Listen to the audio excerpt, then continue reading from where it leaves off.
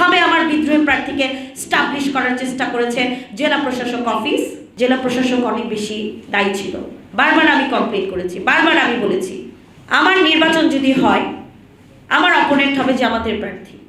আপনারা আমার বিদ্রোহী প্রার্থীকে সক্রিয়ভাবে অর্থনৈতিকভাবে স্টাবলিশ করছেন এবং আপনারা জানেন তখনই বিদ্রোহী প্রার্থী যেভাবে অবৈধভাবে বালু উত্তোলন করছিল সেটা তখনই পুলিশ যে অ্যারেস্ট করতে পারে যখন মোবাইল কোর্ট হবে এবং ওইখান থেকে কমপ্লেন্ট আসবে, কিন্তু এই মোবাইল কোর্টটা অ্যাকচুয়াল সাইটে হয়নি।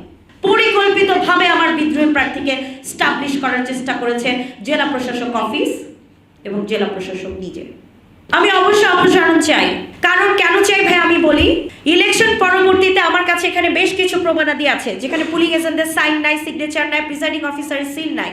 এগুলো যখন আমার পুলিং এজেন্টরা আমাকে প্রমাণাদি দেওয়া শুরু করলো তৎক্ষণাৎ ইলেকশনের পর দিন থেকে আমার পুলিং এজেন্টদের উপর রক্তাক্ত করা হয়, কারো নাক মুখ ফাটিয়ে দেওয়া হয়, কারো রং কাটা হয়, কারো জামাত শিবিরের কর্মী দ্বারা।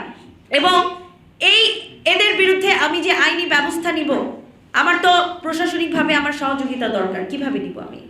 আমার ভিডিও ফুটেজ আছে, আমি আপনাদেরকে দেখাবো।